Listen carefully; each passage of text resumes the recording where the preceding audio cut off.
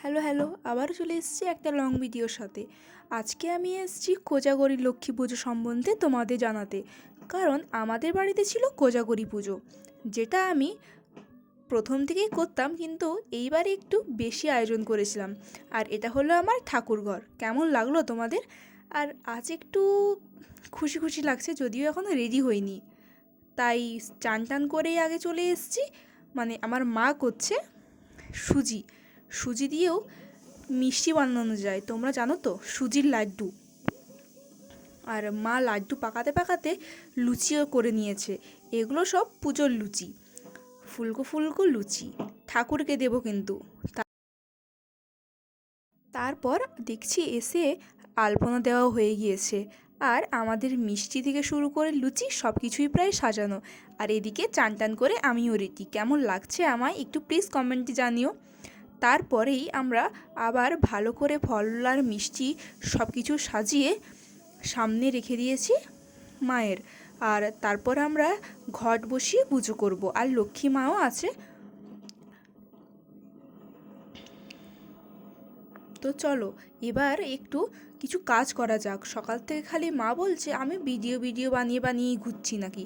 তো একটু তো বলতে হবে যে কিছু কাজ তো করেছি, বাড়ির পুজো বলে কথা। তো চলো একটু কিছু কাজ করা যাক। আর পেছন দিকে আমার দিদি, ও তো শুধু আয়নায় মুখ দেখছে। আর তারপর প্রায় কমপ্লিটের মধ্যে আর এক কাপ চা নিয়ে নিয়েছি, যেটা ছাড়া আমি অসম্পূর্ণ। তারপর প্রায় কমপ্লিটের মধ্যেই ঠাকুর খালি বসানো হবে। এবার ঠাকুরের যে মানে যেখানে বসাবো আর কি, ওটাই আমরা সাজিয়ে নিচ্ছি।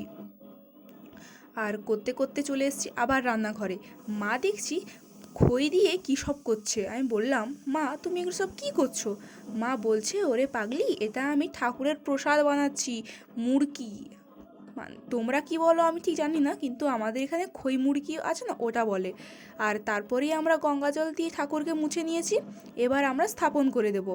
আর এটা কি জানো, এটা হচ্ছে আমাদের ধান গাছ, যেটা হচ্ছে আমাদের পাশের বিল থেকে নিয়ে আসে, মাটি সমেত নিয়ে আসে। আর তারপর মালা পরিয়ে আর সামনে ওই যে ধানের যে কৌটো, ওটা এবছর প্রথম দেওয়া হয়েছে আমাদের এখানে। আমি পুজোতে কোনোদিন দেখিনি যে এটা আমাদের দেওয়া হয়েছে। আর তারপর প্রায় সব সাজানো হয়ে গেছে। তারপর ঘট বসানো হবে। ঘট বসানোর জন্য কী কী লাগছে ওটাও তোমাদের সাথে আমি শেয়ার করব। প্রথমেই ধান দিয়েছে। তারপর ঘরটাই একটু স্বস্তিক চিহ্ন এঁকে নিচ্ছে। দেখতে থাকো তোমরা, আমি বলে যাচ্ছি পরপর। এটা কেউ আঁকতেও পারে, আবার কেউ এমনি তিলক দিয়েও করতে পারে। এবার ঘরটা আমরা বসিয়ে নেব। আর ঘটের ওপরে আমের পল্লব দিয়ে ওই আমের যে 5টা পাতা, ওখানে সিঁদুর টিপ দিয়ে দিতে হবে। তারপরে ঘটের মধ্যে বসিয়ে দিতে হবে। আর কোজাগরী পুজো তো রাত্রেই করো সবাই। আর আমিও আজকে সন্ধে, মানে কাল সন্ধে হয় ওই টাইমটাতেই করেছি। তারপর পুজো প্রায় কমপ্লিট না বললেই চলে। কিছু কিছু পুজো সমাপ্ত হয়নি, আর কিছু কিছু হয়েছে আর কি।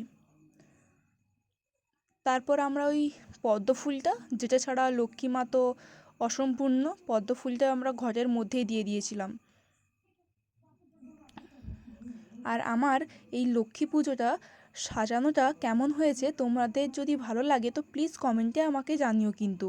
আর তারপর আমরা নারায়ণকে, গণেশকে আর 33 কোটি দেবদেবতাকে প্রসাদ দিয়েই আমরা পুজোটা সম্পূর্ণ করেছি।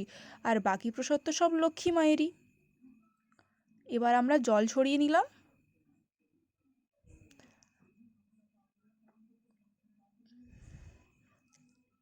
পুষ্পাঞ্জলি হবে এবার আমাদের।